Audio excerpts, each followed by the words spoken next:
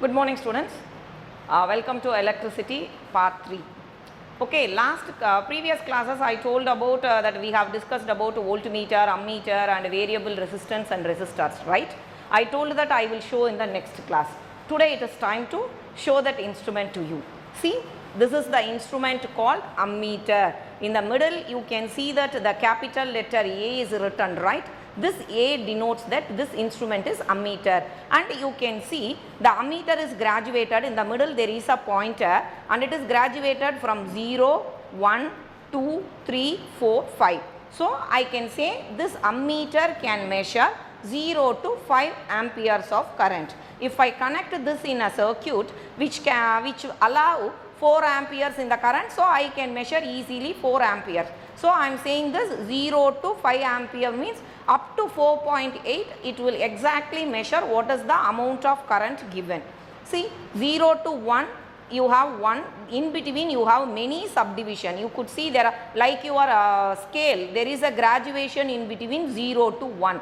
By using that divisions only we are going to calculate the least count of this voltmeter. Least count means what is the value for this instrument. When it is, if it is exactly at 0 you can say it is 0, no current is flowing. If it is exactly coinciding with 1 then you can say it is 1 ampere. What will happen if it is coinciding in between the small lines of 0 to 1? That's where we are going to learn about the least count. You count that how many number of divisions given between 0 to 1? 10 divisions. What is 0 to 1? 1. So 1 divided by 10, it is 0.1. So each subdivision carries 0.1. So 0, 0.1, 0.2, 0.3, like that it is keep on moving. So this is the instrument called ammeter, which is used to help measure current in our electric circuit.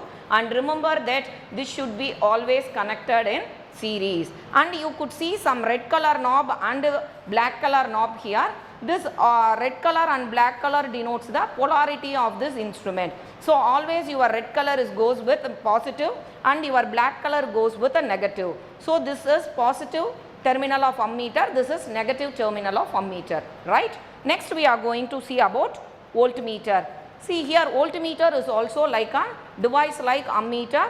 It is also having a pointer in the middle and it is also having some graduations between them.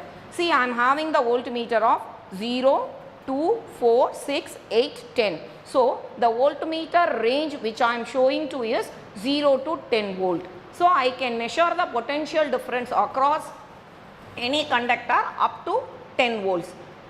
The previous case when we look for that least count, we calculated the in between graduation, right? Likewise here also you can calculate the graduation. So it is 0 to 2, 2 to 4 and 4 to 8. So each division is divided between 10 divisions. The same 10 division is given here. So it is 2 by 10 division. So it is 0.2 volt. Each subdivision of the line goes with 0.2 volt. Remember that how to calculate the least count. Sometime it will be asked in our MCQ. Right? Now we have seen the voltmeter. It is the instrument which is used to measure the potential difference across any conductor, and always it should connected in parallel. Remember, it should be always connected in parallel. The next one we are going to see about a resistance.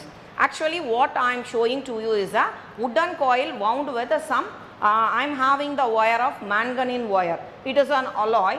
This wire is wounded on that. It is having the length of 1 meter. And it is wounded on a wooden case.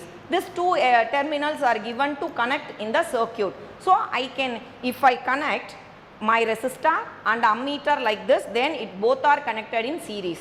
If I connect my resistance and voltmeter like this, when I give connection between these two ends and these two ends, then it is called parallel connection.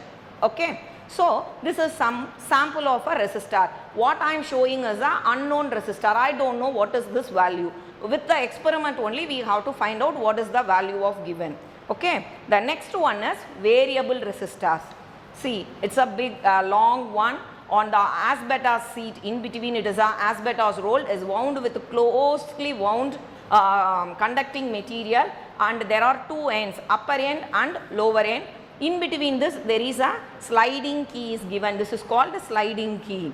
If I connect these two terminals in any of the circuit, where I am keeping this sliding key, that much amount of resistance is included in the circuit. See, I can include the complete maximum, or I can change according to my choice. I can start to increase the resistance in my circuit. Okay, that's why this is called variable resistor, or we can call this instrument as rheostat. I hope you remember how we have learned this symbol of this in the previous class. The very first part we have learned what is the symbol for this variable resistance, and also it can be stated as rheostat. Later, when we are continuously discussing, we have learnt about Ohm's law, remember? So, I told you how a Ohm's law will work. At a constant temperature, V is proportional to I. That's our Ohm's law. So, we can use this Ohm's law to verify that whether V by I is a constant. So, what is the V by I? You know that V by I is the resistance of the material. See, I am showing here an instrument kit. Here you could see some circuit diagram is given, right? Can you see it on your screen? This circuit diagram represents the Ohm's law circuit. It is connected with a battery, key and ammeter and a unknown resistance coil and a rheostat in series. And you have a voltmeter which is connected parallel to the resistance coil given. So, you are going to use the unknown resistance. By using that, you are going to verify your Ohm's law. See the voltmeter, ammeter, here also it is connected. Already we have seen with the voltmeter with 0 to 10 volt and variation, and ammeter with 0 to 5. But here the voltmeter division is 0 to 5 and your ammeter is 0 to 0.5. 0 to 0.5 means you could see that whatever the very less amount, very small amount of current is even flowing in the circuit can be measured using this. So, whatever is connected here in the circuit is given in here. This is the voltmeter and this is ammeter. This is the resistance coil upon which we are going to find out this resistance V by I is a constant which is tallying the Ohm's law, and this is a knob which depict our variable resistance. So, I can adjust the knob here, and what is the circuit given here is exactly set back beside this instrument. It is a Ohm's law kit we are using. So, now I am going to switch on the power. Before that, I have ensured that I haven't included any resistance. See, it is in the beginning position. See, now I am switched on. Both my voltmeter and ammeter shows 0 here, right? Can you able to see? Because there is no resistance, only the current is continuously flowing through the circuit. See, if I am started to move this rheostat, I couldn't say that what is that exact value, but you could see that whatever the value I am moving here, because this is a variable resistance, we are not going to include that what is the amount of that particular resistance. So, I am keep on changing in a random manner. Whenever I am changing this, automatically this volt and ammeter is getting changed. See, you could see that. Look very carefully. See, whenever I am changing the variable resistance, both the needles are getting changed. That is the deflection showing the different amount in your voltmeter and the ammeter. If we want to find out this perfectly works with that, then you can plot the values of what is your voltmeter value, what is the ammeter value, and if you plot it in a graph, it automatically gives a straight line graph. Even the slope of V by I is a constant are given. I hope children now you understand very clearly about your Ohm's law. Students, we have seen about how a voltmeter look like, and ammeter, rheostat, resistance coil and a Ohm's law instrument, right? To the continuation, today we are going to learn about combination of resistors. We already learned that what is the resistor means, which resists the flow of current through that, right? So, we are going to learn, if we are connect that, we have already learned the two different terminologies in our lesson, that is series and parallel connection, right? Ammeter should be always in series, voltmeter should always be in parallel. So, what will happen if I connect the resistors in series or parallel? Let us look into that. See, this is the important derivation of this lesson. This is the only derivation in this lesson. Very simple to learn, right? Now, first we will construct with the resistors in series. Okay, when I am going to write resistors in series, always we will write it as R with a subscript of S. This is called resistors in series. So, I have connected a circuit diagram. I have a 3 cells connected as a battery, ammeter and a key, resistance R1, resistance R2, resistance R3. Across that I have connected a voltmeter. So I am going to measure the potential difference between these 2 points A and B, right? Now my circuit is ready. I am going to switch on my key. You all remember that the key should have internal dot, then only we say that current is flowing in the circuit. So current is started to flow. From positive to negative terminal, the current will flow. The current is flowing through R1 and the same current, because R1 is connected series with R2. So the same I1 which is flowing here flows here also. The same current I flows. So the same current flows through R2 and come out of R2 and goes to R3, and it will go out of the R3 as the same I. So there is no change in the current flowing in the circuit when I have connected my resistance in series. We know that by Ohm's law V is equal to IR, that is V is directly proportional to I. That proportionality is removed by the constant of resistance, right? So what is the volt here I have connected across the 3 different resistors. Now I am going to calculate what will be the potential difference across my resistance R1, across my resistance R2, across my resistance R3. So the potential difference V1 I can calculate I, because the same amount of current is flowing everywhere. So I into R1. Whereas across this R2 my potential difference V2 is equal to I into R2, because same current. Again across my voltage, that is a resistor R3, my voltage potential difference V3 is equal to I into R3, right? Now we know that V is equal to IR. So what is the V will be here? Individually addition of sum of V1 plus V2 plus V3 is my total V. So substitute for V is equal to IR. Then V1 is equal to IR1, V2 is equal to IR2, V3 is equal to IR3. Group this, cancel the I. Now you will get R is equal to R1 plus R2 plus R3. That is nothing but RS is equal to sum of all individual resistors. RS is equal to R1 plus R2 plus R3. Up to n number of resistance if you connect, you have to keep on summing up all. And remember, when we connect resistors in series, the RS will be maximum value. The net resistance or effective resistance of the circuit will be more in the value when we connect everything in the series one. See here the important part you have to remember is the current flow in the circuit. The same current, the amount I. Here I have notified my current as capital I. The same amount of current is flowing across all the resistors when, because I am connected all the resistors in series. So after flowing through R1, the same current I is entering into R2.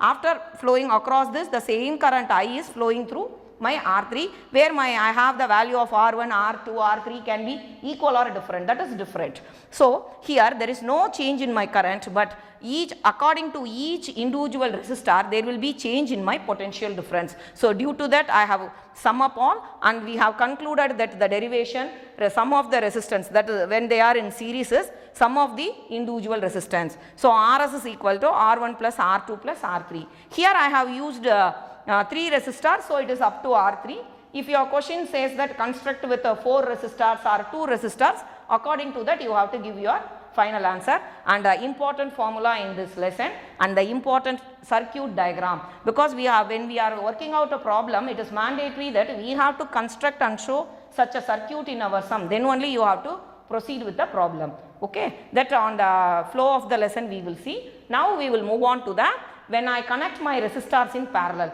The first we saw that when we connect resistors in series, and we concluded that sum of all individual resistors is some resistance in series. Now we are going to calculate resistors in parallel. Observe the circuit diagram.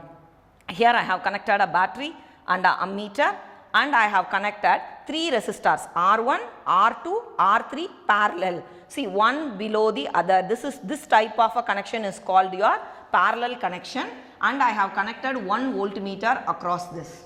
Okay, look into the current flow in that. When I am switch on this key, the current is flowing in the circuit. The current I flows through ammeter, and the same here is the point where I am going to find out the potential difference across this point AB. So the current I is entering into that, then it is branched R1, R2, R3. So the current also branches for the resistance R1, the current I1 is flowing. For the resistance R2, the current I is branched into I2. In the third arm, R3 is branched into I3. After completing this flow, when they are joining, meeting at the point B, they will come out as I. So, when it is they are entering, the amount of current is entering into the circuit as I, and it is branching according to the resistance values, and again it will come out as I. Based on this only we are going to derive the derivation now. So, what is the total current in this area? Sum of addition of I1 plus I2 plus I3. So, we know that by Ohm's law V is equal to IR and I is equal to V by R. Now, here the difference is only our current. So, I is equal to the same potential difference, because we have connected this and across the same resistors we are going to calculate that. So, I is equal to V by R1, that is the R1 resistance. I2, the voltage is not going, potential difference is not changing here. I2 is equal to V by R2, I3 is equal to V by R3. So, when we have to find out what is the net current in that particular part, I is equal to I1 plus I2 plus I3. Now, you substitute this value. We know that what is I, V by R, I1 is V by R1, I2 is V by R2, I3 is V by R3. When we group V get cancelled, 1 by R is equal to 1 by R1 plus 1 by R2 plus 1 by R3. This is nothing but resistance in parallel. It is denoted by R with a subscript of P. So, when you are finding out the net resistance on that, this is 1 by Rp is equal to 1 by R1 plus 1 by R2.